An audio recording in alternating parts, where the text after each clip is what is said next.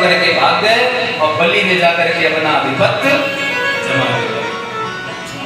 जैसे बलि ने अपना आधिपत्य जमाया, शुक्राचार्य जी ने कहा यज्ञ करो, इस इंद्र की पदवी पर वही बैठ सकता है जो 100 अश्वमेध यज्ञ कर लेता है। एक के बाद एक यज्ञ प्रारंभ, और भृगु कक्ष जगह में नर्मदा के किनारे बलि अपना समायज्ञ कर रहा था। और उसी यज्ञ में हमारे सरकार वामन बन करके पहुंचे थे और बलि से 3 पग भूमि के माध्यम से त्रिलोक की संपत्ति मांग ली थी। परीक्षित जी ने कहा कैसे इन्होंने वामन रूप धारण किया? तब सुग्रीव जी बताने लगे। देवताओं की मैया अदिति कश्यप जी से प्रार्थना की कि हमारे बच्चों को स्वर्ग मिलेगा कि नहीं मिलेगा। कश्यप जी ने कहा एक व्रत है, उस व्रत को करोगे तो तुम्हारे कोख से ठाकुर जी स्वयं प्रकट होंगे और वही तुम्हारे बच्चों को ला करके संपत्ति प्रदान करेंगे। कौन सा व्रत है? उस व्रत का नाम है पयो व्रत। कब किया जाता है? फागुन के पयो व्रता।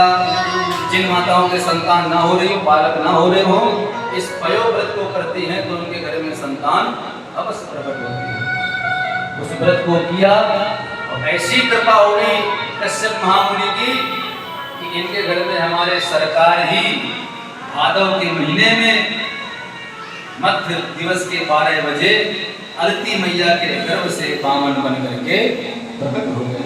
बोल वामन भगवान की। जैसे वामन भगवान प्रकट हुए, ऋषियों ने उनका यज्ञोपवीत संस्कार किया। जब यज्ञोपवीत संस्कार होता है तो उनको सब सामग्री प्रदान की जाती है। पैरों में खड़ाऊं, छत्र, मेखला, अन्न। किसने किसने क्या क्या दिया? आकाश मंडल ने प्रकट होकर के छत्र प्रदान किया, धरती मैया ने प्रकट होकर के खड़ाऊं प्रदान की।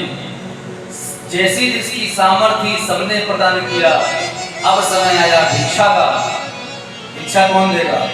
अन्नपूर्णा मैया प्रकट होकर के वामन भगवान को भिक्षा प्रदान की और सारी भिक्षा को लेकर के जा करके जैसे बृहस्पति जी को देने लगे अपने गुरु जी को।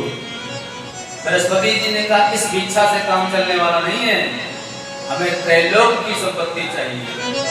भगवान ने कहा वो कहाँ मिलेगी? बोले जाओ बलि के दरवाजे पर। तब भगवान छोटे छोटे पैरों से बलि के दरवाजे पर पहुंचे। बलि यज्ञ कर रहा था। जो भगवान की उस मोहिनी मूर्त को देखा तो सारा यज्ञ भूल गया, भागा भागा भगवान के पास आ गया। सरकार हमारे द्वार पर कैसे आए हो? ब्राह्मण बिना इच्छा से किसी के दरवाजे पर नहीं जाता है।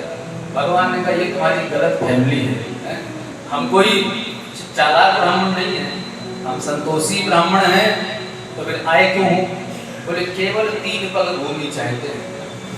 बलि हंसने लगा। इस समय मैं चक्रवर्ती सम्राट हूँ, तुम 3 पग की बात करते हो? जहां से जो चाहो वो संपत्ति ले सकते हो। आप विवाह करना चाहते हो तो कन्या दे दूं, घोड़े दे दूं, रथ दे दूं। भगवान ने कहा मुझे भैया कुछ नहीं चाहिए, केवल 3 पग भूमि चाहिए।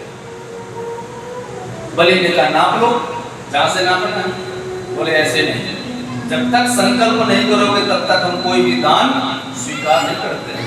तो आप लोगों को भी ध्यान रखना चाहिए, किसी ब्राह्मण को आप कुछ भी दान दे रहे हैं तो बिना संकल्प के दान नहीं देना चाहिए, क्योंकि जब तक संकल्प नहीं करेंगे तब तक वो दान आपका पुण्य खाते में जाकर के नहीं मिलेगा। इसलिए 10 रुपए भी दे रहे हो तो अपना नाम गोत्र बोल लीजिए, और जिसको ब्राह्मण को दे रहे हो उसका नाम गोत्र उच्चारण करके उसे दान दे देना चाहिए। जैसे संकल्प का नाम लिया तो बलि हंसने लगा। एक तो 3 पग भूमि, ऊपर से संकल्प। दुनिया में मेरी हंसी उड़ जाएगी कि बलि ने 3 पग भूमि दान की, वो भी संकल्प दे करके। भगवान ने कहा देना है तो दो, बिना संकल्प के हम कुछ नहीं लेंगे। शुक्राचार्य जी यज्ञशाला में बैठे थे।